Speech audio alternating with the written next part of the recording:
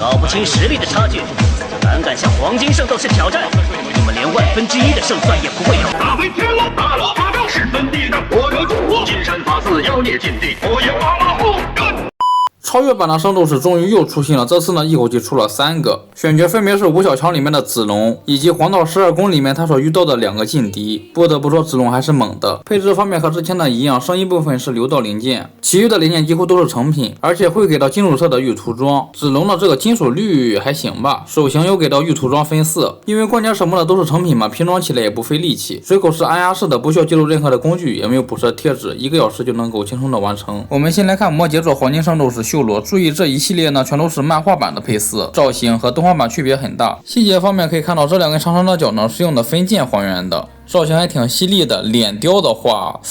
圣斗士它每个其实区别并不大，对吧？嘴是立体雕刻的，效果还行。头发比脸还没有辨识度呢，你看它和巨蟹座比，这不就是对称的吗？我本来以为狮子座是吃了出厂早的亏，它的造型比较简单。你看修罗也没好哪里去，它的腹部直接就没有任何的细节，它身上其他上衣部分的细节呢，看着就像是爬羊的脚似的。今年的关节这次是新规了，可以看到改成2段转轴关节。活动幅度有着大幅的提升，全甲不再是4瓣，而是改成左右2大瓣。小腿正面这个分件容易掉，建议用胶水粘上。在这个大膝甲分件底下呢，还有一个小膝盖装甲，而且这是脚底板，可以看到，多加了一个分件盖住底下那一个空洞。配件方面是1张替换脸，1个替换头，标配的2对替换手型，手指甲的细节也有给还原出来。此外还有一只圣剑的炮制手，2个不同状态的圣剑替换特效键，直接插在手型上面就可以了。最后就是从第1款就开始配备的指甲地台，黄金圣斗士是金色的铭文，其他的都是银色。然后就是子龙这小子，待遇是真不错呀，开局给的师傅就是黄金圣斗士，参团输出成上也是拉满了。上次星矢也说过嘛，漫画版我就不知道他是什么时候的造型了，不过仔细一想，按照搭配的话，应该是12宫里面的时候吧。他的这个面罩离远的看有点像蜘蛛，然后脸呢看着有点智慧，头角不用担心会断掉，因为是软胶材质的，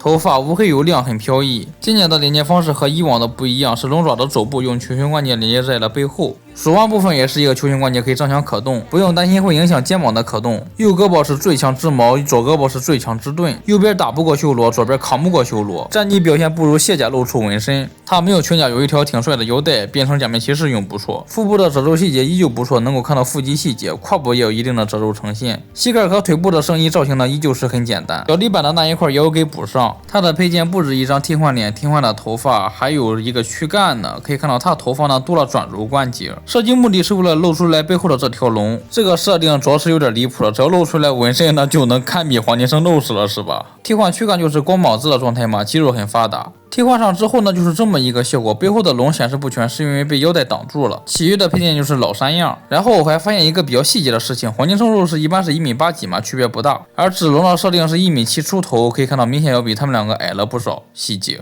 最后这个巨蟹座就有一些奇怪了，因为它的编号是最靠后的，但是设计却是最老的。可以看到它的脚底板呢依旧是缺了一块，肩甲还是老的单段转轴关节设计。小臂装甲呢依旧是套上去了，咱也不知道为什么会有人喜欢这种设计呢？因为你活动的时候呢，它就会乱跑，调整起来很费劲儿，所以说我不喜欢。它的面罩可以看到，